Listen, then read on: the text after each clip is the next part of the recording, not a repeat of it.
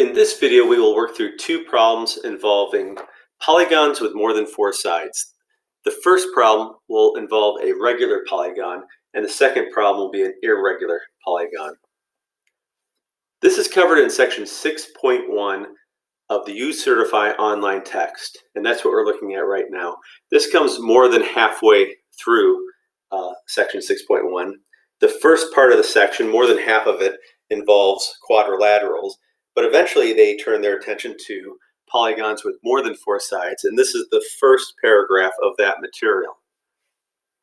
So you definitely want to read through this paragraph as well as the paragraphs that follow this and the knowledge checks. It's a good presentation, and you can see in this paragraph it ends with some formulas. They derive some nice formulas. The last sentence of this first paragraph has a formula for the measure of one angle of a regular n-gon, as well as the number of diagonals of a regular n-gon.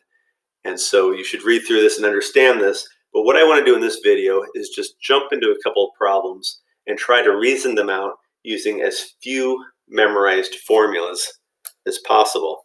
So the first question is, what is the measure of an interior angle of a regular dodecagon?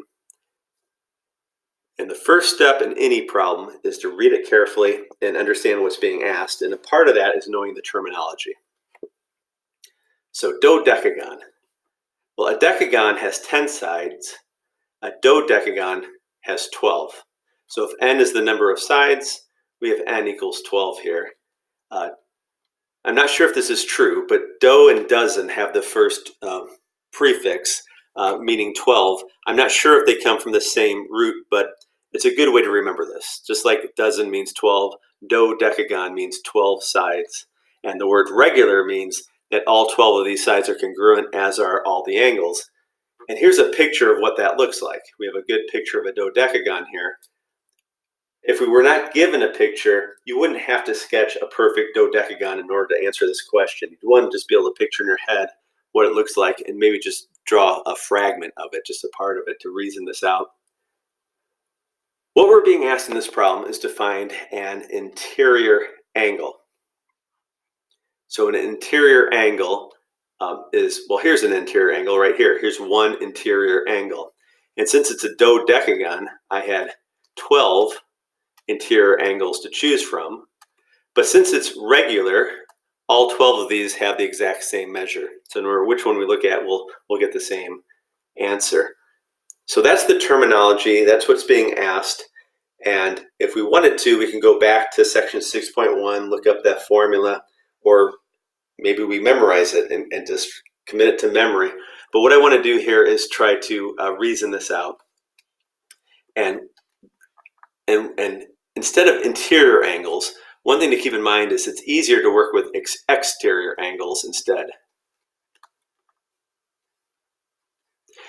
By definition, an exterior angle is if we extend a side and look at the angle that extension makes with the figure, that's an exterior angle.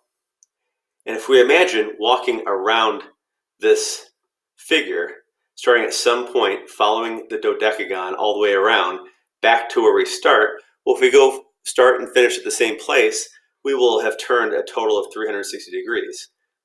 We'll hit this corner, turn to the left again. But by the time we get back to where we started, we will have turned a total of 360 degrees. So the formula, if we keep that in mind, we can remember the formula for an exterior angle is going to be, for a dodecagon, is 360 divided by these 12 equal turns that we're making along the perimeter.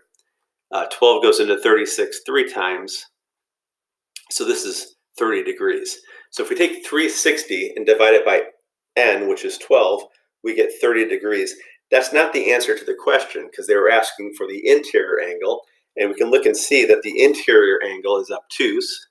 It's bigger than 90 degrees, so 30 degrees is not the answer we're looking for. 30 degrees is the measure of this exterior angle. But also looking at the picture, by definition of what an exterior angle is, the exterior and interior angle are supplementary. It's what we get when we take a side of the figure and extend it. So it's a straight line. So because the exterior angle is 30 degrees, the interior angle is 180 minus 30, it's 150 degrees. And that's the answer. That's what was being asked. This interior angle is 150 degrees. So one principle to remember is to work with exterior angles, and just think about if you're walking around the outside and making n turns, each one of those turns, if they're all equal, is going to be 360 divided by n. Let's move on to the next problem. The next question says, what is the sum of all the interior angles in the figure below? So interior means the same thing here as it did before. We want to look at each of these angles, but here, these angles all have a different measure. Now, a couple of them look like right angles, but we should not assume that. We can't assume anything unless we're told. One of these angles looks like it's bigger than 180. And really, there's not enough information to find any one of these angles. So the principle to remember for a problem like this is that the sum of all these angles does not depend on the figure itself. It depends only on the number of sides. So even though this is not a regular figure, we could think about what would happen if we had a regular figure with the same number of sides and then use that to help us answer the question. So in this problem we have, let's count, we have 7 sides here. So in this problem, n equals 7. So this is a septagon or a 7gon. And because the total measure of the angles does not depend on the actual shape. And an example of this is if we have an equilateral triangle, we know each angle is 60 degrees. That's a regular triangle. But if we have a scalene triangle or some other triangle, the angles might vary, but the sum of the angles in a triangle is always 180. In the same way with a quadrilateral, if we're working with a square or a rectangle, we know we have 4 right angles which sum up to 360 degrees. And if we just take an arbitrary quadrilateral, each individual angle can vary, but the total is always going to be 360 degrees. So for a septagon, a 7-sided figure, the total number inside of the total of all the interior angles is going to be the same regardless. So instead of looking at this irregular shape, let's consider a regular septagon. And again, I'm going to think about the exterior angle first. The exterior angle is 360 divided by 7. We just take the whole 360 and divide it into 7 equal parts to get the exterior angle. The interior angle is then supplementary with that. So it's going to be 180 minus the exterior angle. And so the total, what we're being asked in this problem is the total sum of all the interior angles, the total sum of all these angles. Well, since there's 7 of them, it'll be 7 times 180 minus 360 over 7. So what we get here is 7 times 180 minus 360. Now at this point, if I want, I could factor out 180. Because when I factor 180 out of 7 times 180, I'm left with just the 7. When I factor 180 out of the 360, I have a 2, because 180 goes into 362 times.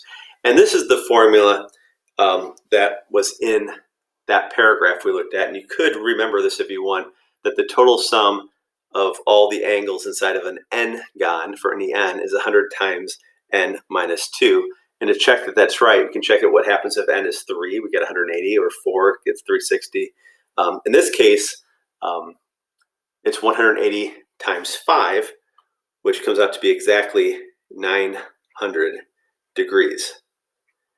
So the total of all 7 of these angles is 900 degrees, 180 times 5.